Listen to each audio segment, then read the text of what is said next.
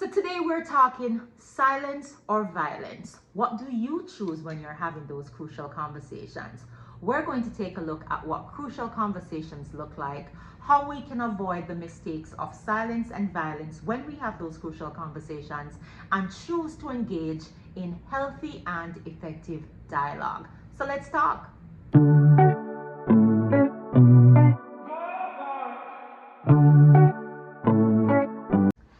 Hello everyone, welcome to another episode on It's a Learning Life for Real. I'm Tamika, and here on It's a Learning Life for Real, I use my experiences as a learning and organizational development professional to share insights and tips that you can use as you journey towards your own personal growth and professional development. If you're new to my channel, welcome. If you're coming back, welcome again. Remember to hit like and subscribe so you never miss a video whenever I upload one. Also, remember to leave me a comment to let me know how you're liking the videos and or a topic you'd like to see me talk about in the future. So today we're talking about crucial conversations. How do you respond in those crucial conversations? Do you choose violence or silence? So what are crucial conversations? According to the authors of the book Crucial Conversations are characterized by three things. They're usually one, very high stakes involved, two, high emotions associated with whatever the issue is, and three, strong emotions or feelings on the particular topic. Some examples of crucial conversations could be conversations about to take the vaccine or not. Other examples of crucial conversations could be decisions that couples are making related to finances. The other crucial conversations could be in terms of trying to come to agreement around parenting. It could be that you're having crucial conversations again about how you, if you're a caregiver, or if it is that you have a loved one in your family and you're trying to come up with a care plan in terms of who has responsibility and who does what. That could be a crucial conversation that a family is having together. And of course, another crucial conversation could be on the job if there's a performance issue.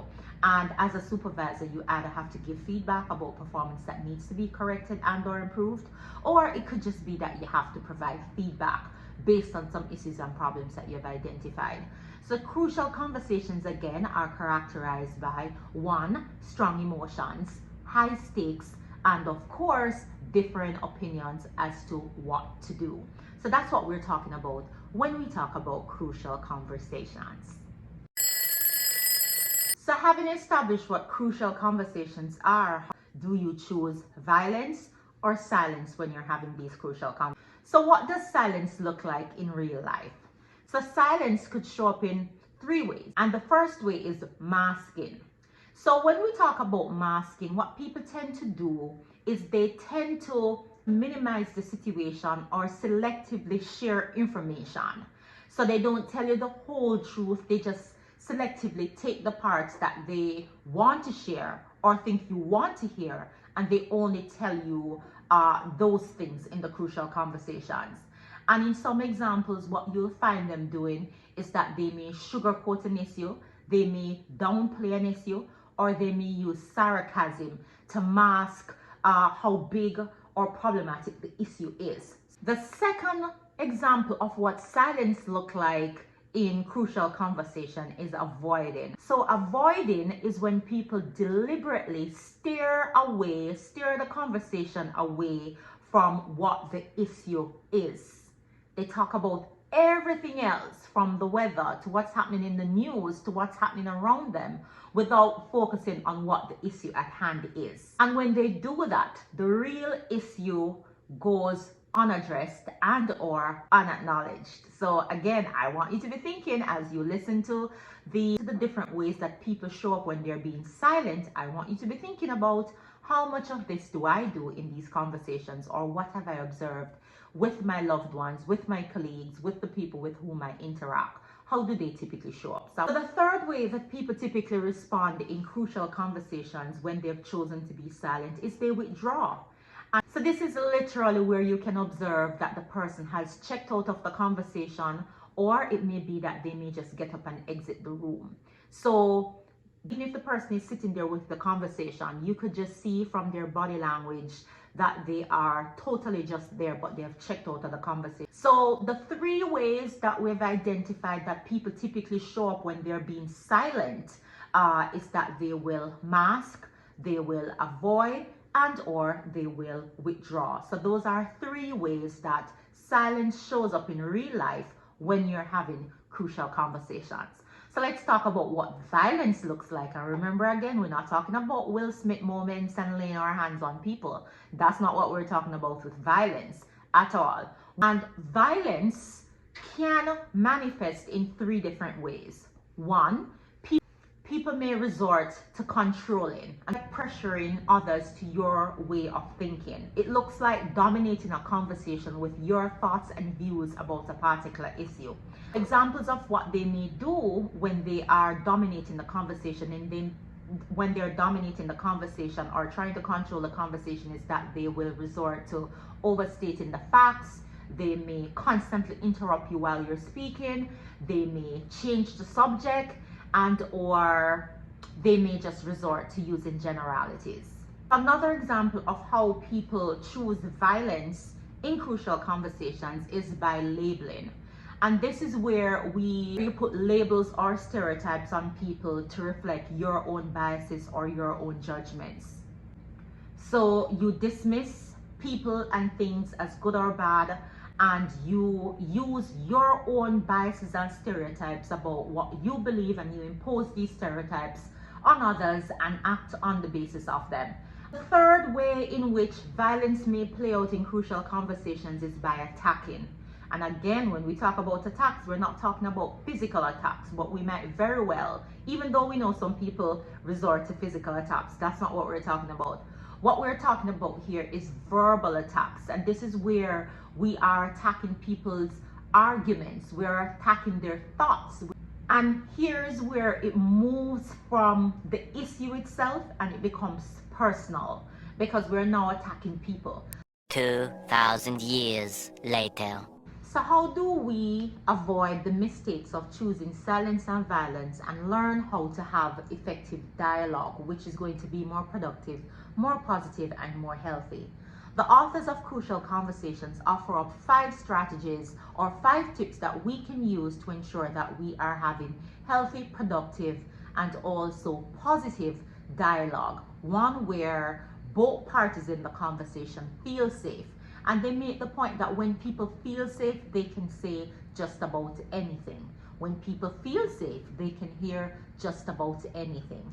So we have to ensure that we're creating situations where both parties or all the parties in a crucial conversations feel safe. One of the things that we also have to remember about creating the environment and the space to have effective dialogue is that we all have to ensure that before we have crucial conversations that we practice self-awareness. And by practicing self-awareness, you have to think about very clearly or be clear in your head, how do you manage your emotions when it is that you are beginning to feel upset? What do you do when you feel upset? You have to be aware of what are some of the signs that I can recognize in myself. Because if you recognize what your signs are, you're going to be better able to manage them.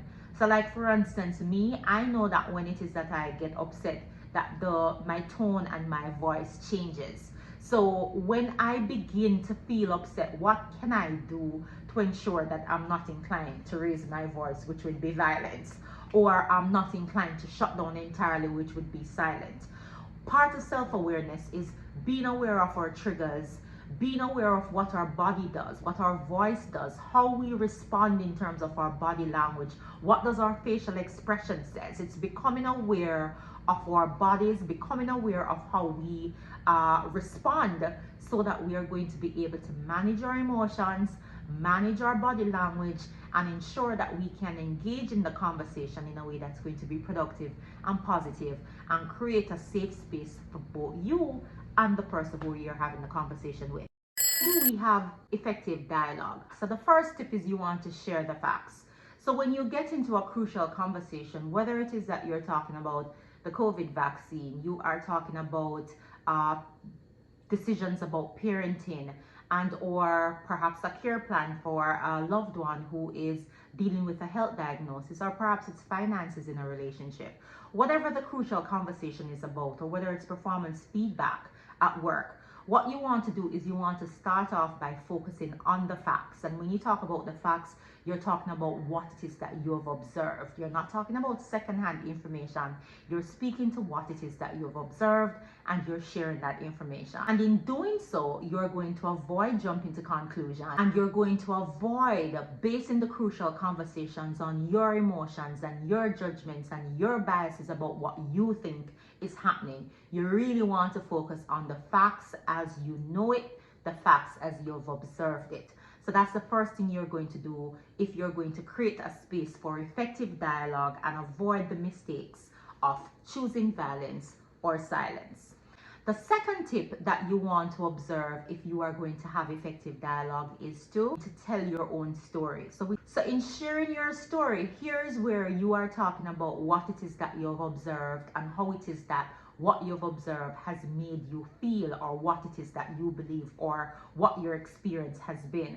And in a lot of instances, this is particularly tricky and it's a delicate process, because regardless of how you are telling your story, the person who is hearing it may become defensive, because you may in the process of telling your story have to point out things that are difficult for the person to hear, and you're pointing out things that are negative in terms of their behavior.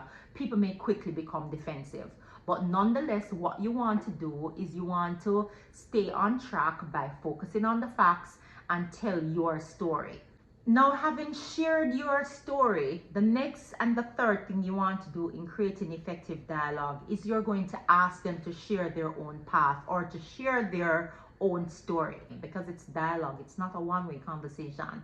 So you have to encourage them to share their own thoughts, their own feelings, their own perspectives, and as they do so, you have to be willing to listen, and you have to be willing to learn, and you have to be willing to accommodate a perspective that is different from your own or challenges your own. So that's what's happening when we ask others in the third step to share their own path. Fourth step recommended for effective dialogue is to talk tentatively. So what do we mean by talking tentatively? By talking tentatively, here is where you want to be careful to share your facts and your story as a story. Some instances, or in most instances, your story is your story, and the other person who may have experienced the same thing as you did had another story and or another account of what took place. So you want to make clear that this is the gospel according to Tamika, or this is the facts according to your opinion. This is not the facts in terms of the absolute unchangeable truth. This is just the truth according to what you have experienced and what your observations are, and the meaning that you made of the particular situation or instance. Because when you do so, that is where there becomes the openness for you to be able to hear a perspective that opens you up to a thought or a perspective that you never had before, or it gives you some ability to understand where the other person is coming from, or what might have driven their behavior. So in talking tentatively, you're choosing your words carefully, and rather than speaking as if it's the absolute fact that cannot be changed, you are using words like, in my opinion, or from where I sit, this is what I observed and this is what I think, because again, it's the gospel according to me, or it's the gospel according to you. The fifth and final tip for effective dialogue is to encourage testing.